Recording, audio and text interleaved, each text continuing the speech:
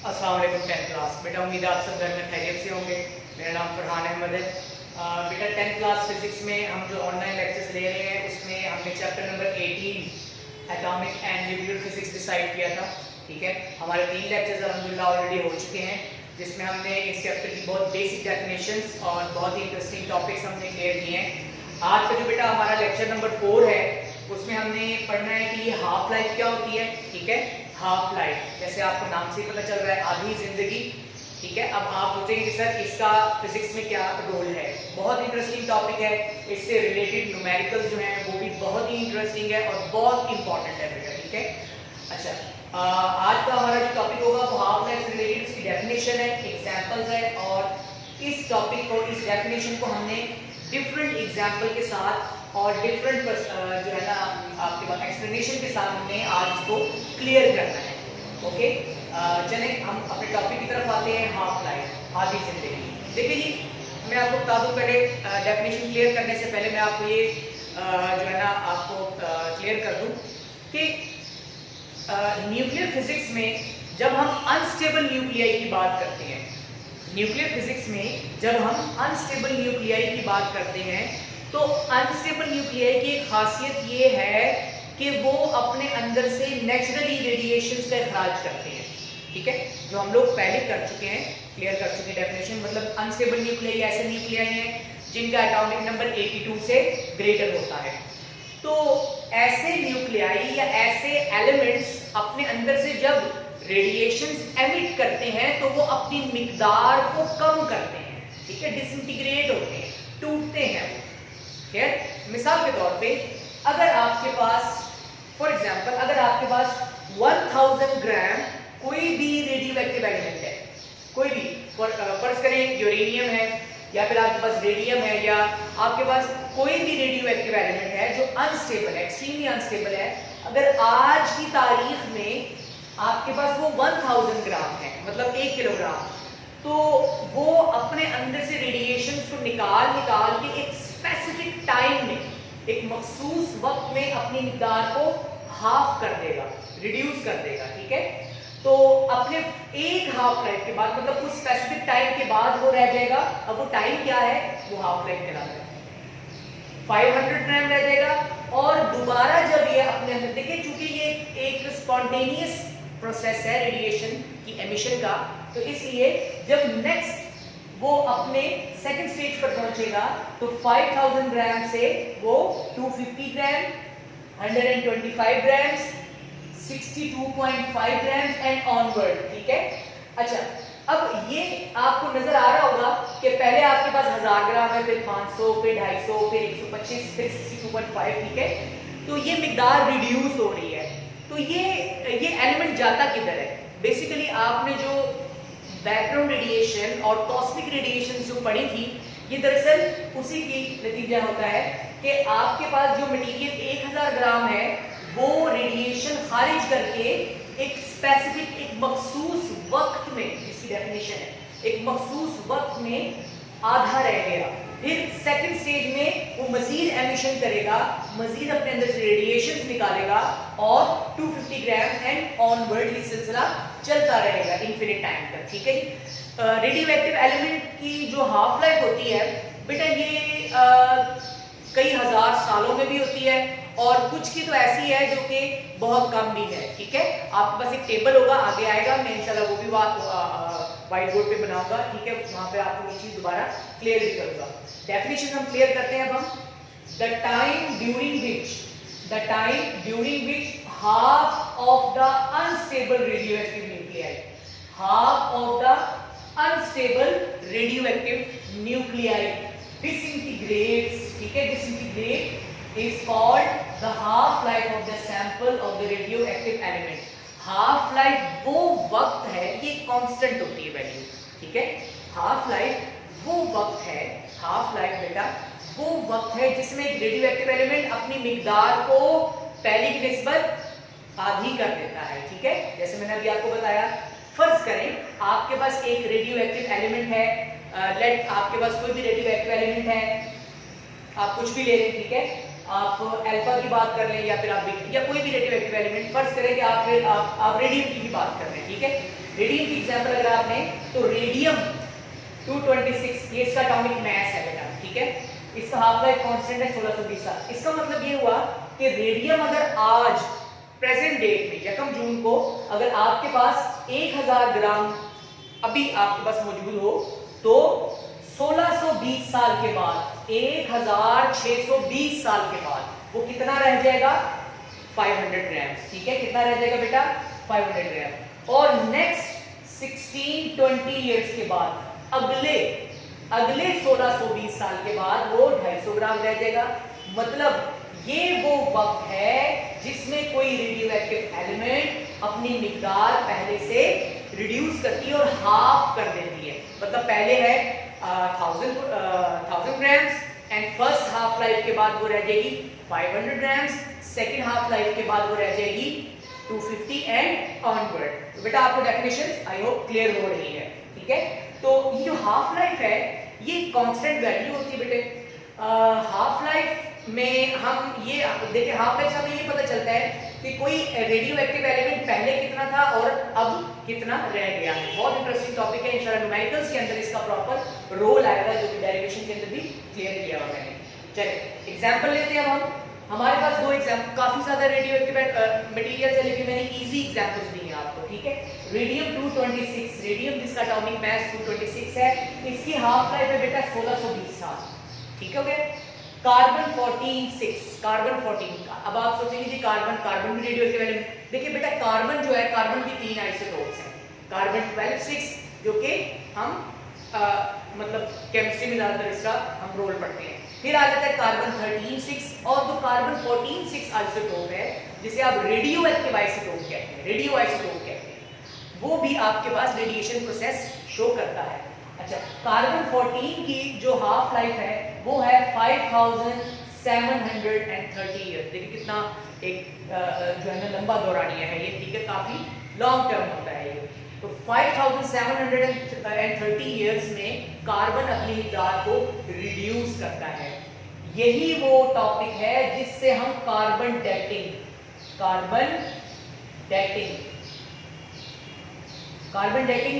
Clear करते हैं। तो अभी कार्बन डेटिंग क्या होती है?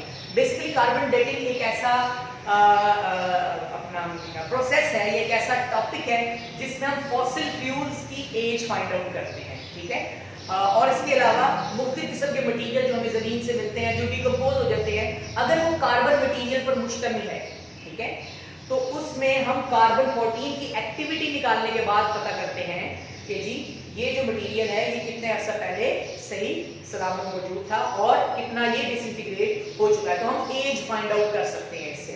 इसके मुताबिक हमेशा मैं एक बहुत ही जो है ना एक मशहूर वाक़या बताता हूँ। कुछ अर्सा पहले बर्फ में से एक डेड बॉडी मिली थी, कुछ अर्सा पहले बर्फ में से एक डेड बॉडी मिली थी और उस डेड बॉडी के ऊपर जब प्रॉपर इन्वेस्टिगेट किया गया तो उस डेड बॉडी की एज फाइंड आउट की गई 5000 एंड समथिंग इयर्स।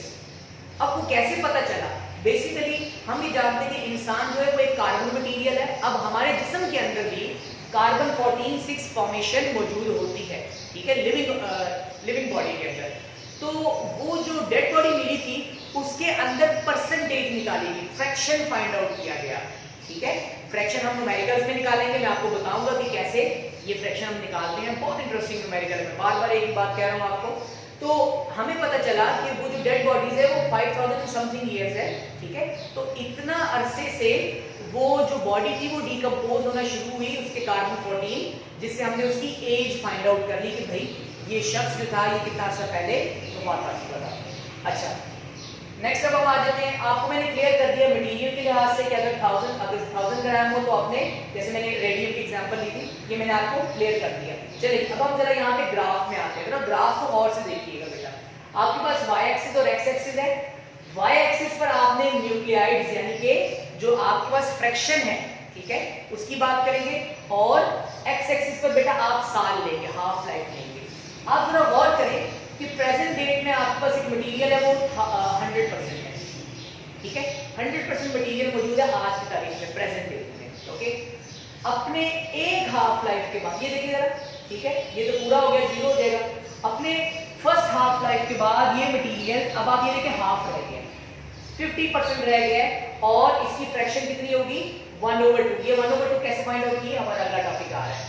और मजीद सेकंड हाफ लाइफ के बाद, ठीक है, ये आपका आ जाएगा फर्स्ट हाफ लाइफ,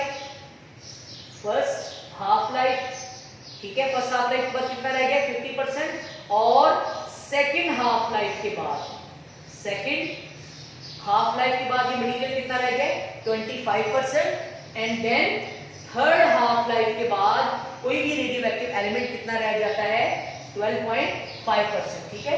तो ये हम आगे न्यूमेरिकल्स में इसको सीखेंगे मजीद।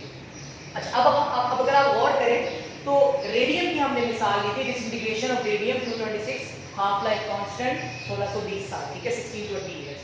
तो 1620 इयर्स के बाद ये मटेरियल हाफ हो गया, अगले 1620 इयर्स यानी कि 1620 मल्टीप्लाई बाय 2 32,040 इयर्स के बाद ये मटेरियल कितना रह गया बेटा 25%। और अगले 1620 साल के बाद, मतलब यहां तक रह गए 1620 साल, आगे कितना टाइम गुजर चुका 3240 और मजीद अगले 1620 साल के बाद 4860, ठीक है। तो आप फाइंड आउट कर सकते हैं कि हर एक टाइम में कितना कितना मटेरियल रह गया है। क्लियर हो गया जी?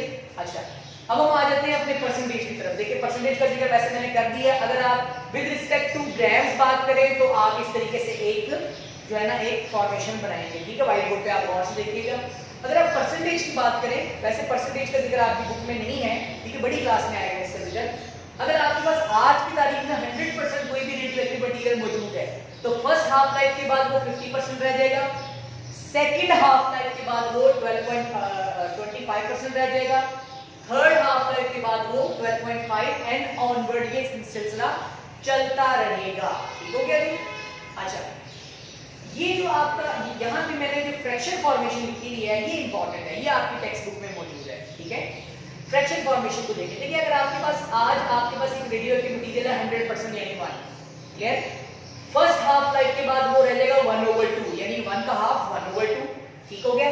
सेकेंड हाफ लाइफ के बाद वो 1/2 का हाफ, 1/2 का हाफ, मतलब 1/2 को 2 पर डिवाइड करेंगे तो ये 2 पर जाके मल्टीप्लाई हो जाएगा, ये बन जाएगा 1/4। तो मटेरियल कितना रह जाएगा सेकेंड हाफ लाइफ के बाद 1/4। इसका मतलब ये हुआ कि जैसे जैसे वक्त गुजर रहा है, जैसे जैसे वक्त गुजर रहा है, हाफ लाइफ कंप्लीट हो रहे हैं, मटेरियल कम हो रहा है, ठीक है। मटेरियल क्या हो रहा है बेटा जी? कम हो, रिड्यूस हो रहा है। ये मटेरियल रेडिएशन बन के बैकग्राउंड रेडिएशन और कॉस्मिक रेडिएशन की वजह बनता है। सिमिलरली थर्ड हाफ लाइफ के बाद 1/8 रह जाएगा, फोर्थ हाफ लाइफ के बाद 1/16, फिफ्थ हाफ लाइफ के बाद 1/32 एंड ऑनवर्ड 1/64 एंड 1/128। ये निजाम चलता रहेगा, ठीक है, इन्फिनिट टाइम तक। तो इसमें जो जैसे जैसे हम हाफ लाइफ पास कर रहे हैं, हाफ लाइफ गुजार रहे हैं, मटेरियल कम होता जा रहा है। 100% मटेरियल यहाँ है और सबसे कम मटेरियल 1/32 है, मतलब फिफ्थ हाफ लाइफ गुजर चुकी है। बेटा ये बहुत ही इंपॉर्टेंट आपका एक टॉपिक चल रहा है, ठीक है। अक्सर ये आपका एमसीक्यूज पूछा जाता है, इवन एमडीकैट और ईकैट में इस तरह के क्वेश्चंस पूछे जाते हैं कि कोई रेडियोएक्टिव एलिमेंट अपने थर्ड हाफ लाइफ के बाद कितना फ्रैक्शन रह जाएगा। फिर सुने कि कोई रेडियोएक्टिव एलिमेंट, कोई भी radioactive element, unstable radioactive element अपने थर्ड हाफ लाइफ के बाद, तीसरे हाफ लाइफ के बाद कितना फ्रैक्शन रह जाएगा। तो आप देखेंगे थर्ड हाफ लाइफ के बाद वो कितना रह जाएगा 1/8, ठीक है। फर्स्ट हाफ लाइफ के बाद कितना रह जाएगा 1/2, सेकेंड हाफ लाइफ के बाद 1/4।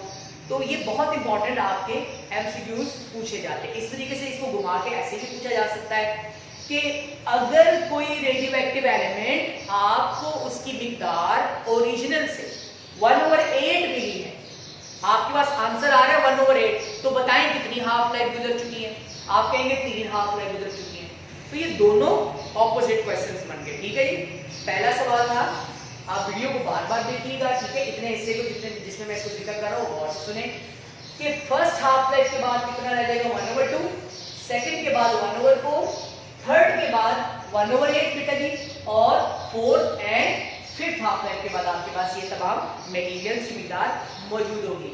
तो अगर आपको देखिए, आपने ना जब ये ड्रॉ करना है ना, आप अपने पास बना के रखें, क्लियर। जब आप अपने पास ये बना लेंगे तो आपको आइडिया हो जाएगा वीडियो देखने के बाद कि सर कौन से एमसीक्यूज की बात कर रहे हैं। चलिए बेटा, ये आपका टॉपिक था आज का। मजीद अब हम आगे देखते हैं, इसके लिए कोई आपके पास इक्वेशन हो, कोई ऐसा फार्मूला हो जो कि हम लोग अपने न्यूमेरिकल्स में इंप्लीमेंट करें। जी, इक्वेशन है आपके पास रिमेनिंग एटम्स यानी रिमेनिंग न्यूक्लियाइड्स, मतलब हाफ लाइफ के बाद। अब हाफ लाइफ के बाद क्या है, ये तो हो गया ओरिजिनल, ठीक है, ये आपके पास रिमेनिंग हो गया, ये आपके पास रिमेनिंग, ये आप रिमेनिंग, ये रिमेनिंग पिछले की निस्बत। लेकिन अगर आप 1/2 और 1/4 की बात करें तो ये आपके पास रिमेनिंग हो जाएगा, ये आपके पास ओरिजिनल हो जाएगा। बात वही एक ही है कि हाफ लाइफ आपके पास एक ही गुजरती है इस सूरत में, सिर्फ इतनी से है।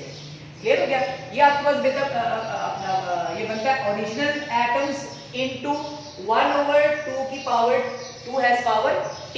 अब ये t क्या है? t जो है वो हाफ लाइफ को कहते हैं, कितनी हाफ लाइफ गुजर चुकी है, एक half life, 2 half life, 3 half life. अब मैं कुछ क्वेश्चन रिपीट करता हूँ, आप क्वेश्चन और से सुने और फिर दोबारा मुझे आप खुद ही सोच के जवाब दें। एक हाफ लाइफ के बाद बेटा कितने फ्रैक्शन रह जाती है? फर्स्ट हाफ लाइफ के बाद किसी भी रेडियोएक्टिव एलिमेंट की फ्रैक्शन कितनी रह जाती है? जी सोचे जरा आप। जी बेटा 1/2 रह जाती है। सेकेंड हाफ लाइफ के बाद कितनी रह जाती है? 1/4। वेरी गुड, ठीक है जी। इसी तरीके से थर्ड हाफ लाइफ के बाद 1/8।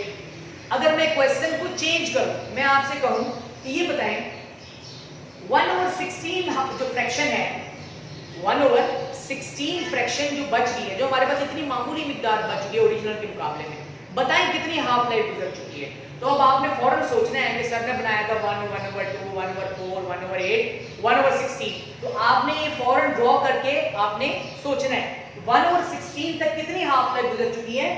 4 हाफ लाइफ गुजर चुकी है। ठीक हो गया जी? अच्छा, अब हम दोबारा इधर आ जाते हैं जी। रिमेनिंग एटम्स को हम n से रिप्रेजेंट करते हैं, कैपिटल N से, नंबर ऑफ न्यूक्लियाइड से, ठीक है जी, जो कि हाफ लाइफ के बाद होती है। ओरिजिनल एटम्स को या ओरिजिनल न्यूक्लियाइड को NO, ओरिजिनल न्यूक्लियाइड या original number of atoms into 1/2 has power t। जी और से देखें, अगर आपको फ्रैक्शन फाइंड आउट करनी हो तो NO इधर मल्टीप्लाई हो रहा है, दूसरी तरफ डिवाइड हो जाएगा, 1/2 has power t as this बन जाएगा। तो अगर आपको 1/2, 1/4, 1/8, 1/16, 1/32 ये फ्रैक्शन फाइंड आउट करनी है तो बेटा आपके पास ये वाला फार्मूला लगेगा न्यूमेरिकल्स में, ठीक है। न्यूमेरिकल जब हम करेंगे, वैसे तो तरीकाकार मेरा ये होता है कि जब भी मैं ये टॉपिक कराता हूँ फौरन इसके साथ मैं न्यूमेरिकल्स करवा देता हूँ, ठीक है जी। तो न्यूमेरिकल्स में इसके साथ तो नहीं करवाऊंगा, चैप्टर के एंड पे करवाऊंगा, ठीक है, ताकि आपको ये साथ साथ क्लियर हो जाए। बल्कि मेरे ख्याल से लेक्चर नंबर 5 न्यूमेरिकल्स का ही अब क्लियर कर लेते हैं, ताकि आपको ये चीजें क्लियर हो जाए साथ साथ कि हमने इसमें करना क्या था, ठीक है। यही मैं लेक्चर्स को दोबारा आपको रिकवर कर दूंगा इतने से जी। जैसे मैंने आपको बताया कि टी जो है वो नंबर ऑफ हाफ लाइफ को कहते हैं। नंबर ऑफ हाफ लाइफ कैसे निकालेंगे? अच्छा, ये जो मैंने फार्मूला लिखा हुआ ये आपकी टेक्स्ट बुक में नहीं है, आपने अपनी टेक्स्ट बुक के ऊपर इस टॉपिक के साथ ये लिख लेना है कि सर ने टी की कैलकुलेशन के लिए क्या फार्मूला बताया था। टी बेटा हम निकालेंगे ऑब्जर्वेशन टाइम को हाफ लाइफ पर डिवाइड करके। अब ये ऑब्जर्वेशन टाइम क्या होता है? मिसाल के तौर पर मैं आपको एक छोटा सा न्यूमेरिकल बताता हूँ। आपके पास एक रेडियो एक्टिव एलिमेंट है, ठीक है, कोई भी रेडियो एक्टिव एलिमेंट है, अगर वो 27.3 सेकंड्स तक ऑब्जर्व हो रहा है, मतलब मैंने एक रेडियो एक्टिव एलिमेंट यहाँ रख दिया और मैं 27.3 सेकंड तक उसको देख रहा हूँ, उसको ऑब्जर्व कर रहा हूँ, ठीक है। और वो जो मटेरियल है जिसको मैंने रखा है उसकी कांस्टेंट हाफ लाइफ मुझे पता है 7.3 सेकंड। तो ये जो 27.3 जितना मैं ऑब्जर्व कर रहा हूँ उस मटेरियल को, बेटा वो टाइम ऑब्जर्वेशन टाइम कहलाएगा और हाफ लाइफ उस मटेरियल का कांस्टेंट होता है। जिस तरह मैंने आपको बताया ये रेडियम का ये है, कार्बन का ये आपका मतलब इतने साल है, और इसी तरीके से और भी कई एलिमेंट हैं जिनके कांस्टेंट हाफ लाइफ मौजूद होती हैं जी। ऑब्जर्वेशन टाइम को हाफ लाइफ पे डिवाइड कर दें, आपके पास बेटा टी आ जाएगा। इसी टी को आप यहाँ पावर की सूरत में यूज करेंगे, ठीक है। न्यूमेरिकल्स में ऑब्जर्वेशन टाइम को ओटी से रिप्रेजेंट किया गया है, हाफ लाइफ को HL से रिप्रेजेंट किया गया है। तो ये था बेटा आज का आपका टॉपिक, ठीक है। एक दफा दोबारा समरी में मैं दोबारा ये चीजें क्लियर कर दूं। हमने आज ये डेफिनेशन पढ़ी कि कोई भी अनस्टेबल रेडियोएक्टिव न्यूक्लियाई जब अपने अंदर से रेडिएशन एमिट करता है तो बेटा अपनी मिकदार को रिड्यूस करता है, हाफ करता है, डिसइंटीग्रेट होता है वो, पास वो मटेरियल 1000 ग्राम है, 1 किलोग्राम है, तो एक हाफ लाइफ के बाद वो आधा किलोग्राम रह जाएगा, ठीक है, मतलब 50% डिक्रीज कर जाएगा। वो कहाँ जाएगा? वो रेडिएशन बन के कॉस्मिक और बैकग्राउंड रेडिएशन की वजह बनेगा, ठीक है। हाँ, एक और चीज मैं आपको बड़े मजे की बता दूं, न्यूक्लियर ट्रांसपोर्टेशन में भी आपने ये पढ़ा था बेटा, जब ये प्रोसेस हो रहा होता है ना, तो ये भी मुमकिन है कि रेडियोएक्टिव एलिमेंट पहले जो था वो बाद में चेंज हो जाए, ठीक है, मतलब पहले कोई और मटेरियल था, रेडिएशन निकालने के बाद अल्फा बीटा और गामा के एमिशन के बाद, मतलब ट्रांसम्यूटेशन के बाद वो हो सकता है कि एक न्यू एलिमेंट बना दे, ऐसा भी पॉसिबल है। वो डिपेंड करता है कि आपको इसका एटॉमिक मास और एटॉमिक नंबर क्या है, क्लियर। अच्छा, फिर सेकंड हाफ लाइफ के बाद ये मिली कितनी ग्राम, थर्ड के बाद, फोर्थ के बाद। अगर आप इसको परसेंटेज में बात करें तो अगर प्रेजेंट डेट में आज की तारीख में 100% मटेरियल मौजूद है तो फर्स्ट हाफ लाइफ के बाद वो 50% रह जाएगा। मिसाल के तौर पर अगर आप रेडियम की बात करें, अगर आज रेडियम आपके पास 100% है तो 1620 साल के बाद वो कितने परसेंट रह जाएगा? 50%। अगले 1620 साल के बाद, नेक्स्ट 1620 साल के बाद वो कितना रह जाएगा बेटा? 25। तो ये टोटल कितना टाइम गुजर चुका है 25% होने में? टोटल कितना टाइम गुजर चुका है जी? आप क्या करेंगे, 2 मल्टीप्लाई बाय 1620 इक्वल्स टू कितना बनता है? 3240 ईयर्स। इसका मतलब ये हुआ कि जैसे जैसे वक्त गुजरता जाएगा मिकदार जो है वो रिड्यूस होती जाएगी, ठीक हो गया जी। इसके बाद हमने फ्रैक्शन के बारे में पढ़ा, फ्रैक्शन से रिलेटेड मैंने आपको क्वेश्चंस किए थे कुछ, ठीक है। फर्स्ट हाफ लाइफ के बाद कितनी फ्रैक्शन रह जाती है? 1/2। सेकंड हाफ लाइफ के बाद 1/4, थर्ड हाफ लाइफ के बाद 1/8, ठीक है। हर वैल्यू को 2 पे डिवाइड करते जाएं इस तरीके से ऑनवर्ड। लेकिन अगर आपसे काउंटर क्वेश्चन ऐसे पूछा जाए कि 1/4 होने में कितनी हाफ लाइफ गुजरेगी, 1/4 फ्रैक्शन होने में कितनी हाफ लाइफ गुजरेगी, आप बताएंगे sir 2 half life. First half life, second half life के बाद ये वैल्यू है 1/4, ठीक है, एंड ऑनवर्ड। फिर बेटा आज हमने इसके जो आपके जो इक्वेशन थी ताकि हम न्यूमेरिकल्स में इंप्लीमेंट करें, यही आप एक ये इक्वेशन है और एक ये 2 इक्वेशन आपके आमतौर पर इस्तेमाल होती हैं। इंशाल्लाह यही लेक्चर आपके न्यूमेरिकल्स में भी चलते रहेंगे, ठीक है। बहुत इंपॉर्टेंट टॉपिक है। एक चीज मैं आपको मजीद बता दूं, हर साल 2012 में, 2013 में ये बुक चेंज हुई थी, अब तक हर साल बेटा इस टॉपिक से आपका न्यूमेरिकल आ रहा है 5 नंबर का, ठीक है। Very important topic. आपने डेफिनेशन को भी देखना है, इसको आपने डिफाइन हाफ लाइफ को, जितना जब आपसे क्वेश्चन पूछा जाए define and explain half life for example, तो आपने व्हाइट बोर्ड पर जितना है ये सारा एज इट इज लिखना होगा बेटा। Thank you very much.